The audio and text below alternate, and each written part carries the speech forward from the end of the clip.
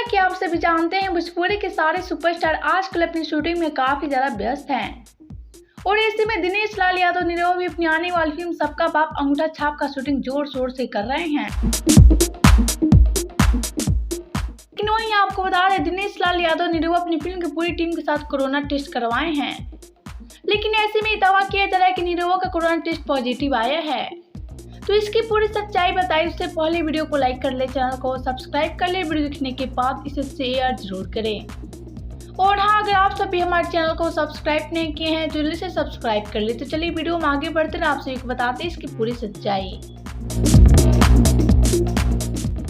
तो जैसा कि आप सब जानते हैं, निरहुआ को भोजपुरी का जुबली स्टार कहा जाता है। निरहुआ बहुत ही अच्छे एक्टर हैं और ऐसे में निरहुआ की फिल्म को दर्शक काफी ज्यादा पसंद करते हैं। और आपको बता दें, निरहुआ अपनी फिल्म में रोमांस और मस्ती के साथ साथ कॉमेडी भी बहुत अच्छा कर लेते हैं और इसलिए इनकी फिल्म को दर्शक काफी ज्यादा पसंद करते हैं। लेकिन ये तो रही निरहुआ की बात है और हम यहाँ बात करें कि सच में निरहुआ का कोरोना टेस्ट पॉजिटिव आया है। तो आपको बता दें, निरहुआ का कोरोना टेस्ट निगेटिव आया है और साथ में सारी टीम का भी कोरोना रिपोर्ट निगेटिव आया है।